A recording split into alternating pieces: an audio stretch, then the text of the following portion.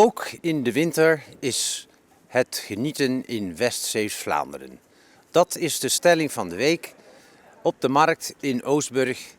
We kijken naar de reacties. Zeker weten is het genieten in West-Zeeuws-Vlaanderen. Nooit. Ik geniet ervan om te gaan wandelen, te fietsen en buiten zijn. En het is hier mooi. De natuur is erg mooi. Zeker weten. Ja. Dus, en aan het strand en je zit overal vlakbij.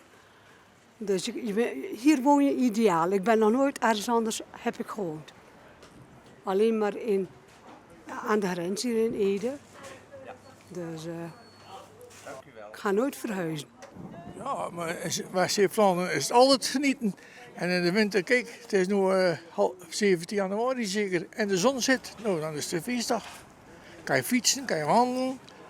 En met mooi zicht overal. Ja. En ik ben al een vogelspotter, dus naar bij de vogels lekker op te komen en eten, overal voor zitten. Ja, dat is prima. Helemaal waar. We hebben hier iedere woensdag de weekmarkt en dat is heel erg aantrekkelijk. Ik kom er iedere week en verder heb je hier ook de zee, die is altijd mooi, ook in de winter. En er zijn ook heel veel dingen te doen in het Ledeltheater of andere dingen. Nee, ik zou het aanraden aan iedereen om hier ook een keer in de winter te komen. Goed? Inderdaad, dat is zo. Wij zijn een koppeltje dat uit Braschaat, Antwerpen in België komen. En wij zijn nu twee dagen hier in Oostburg om te genieten van Zeeuws-Vlaanderen. Provincie, ik denk toch dat het een provincie is, Zeeuws-Vlaanderen. Zeeland, ja, de provincie Zeeland bezoeken wij heel veel.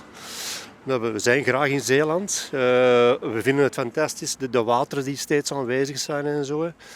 En de gemoedsrust van de Nederlanders, zal ik zeggen, vinden wij zeer plezant. Ja. We genieten. Ja, klopt. Het is lekker weer. Het is gezellig markt, leuke winkels. Ja, het is altijd wat te doen, toch? En wat is er verder buiten Oostburg? Sluis, ook gezellig, ja. Dat waren dan weer de reacties van deze week op de stelling. Ook in de winter is het genieten in West-Zeeuws-Vlaanderen. Veel mensen vonden het te koud om stil te blijven staan bij de camera. Maar ze genieten wel degelijk van alles wat Zeeuws-Vlaanderen en West-Zeeuws-Vlaanderen te bieden hebben. En van het zonnetje. Ook al is het dan koud. Tot volgende week.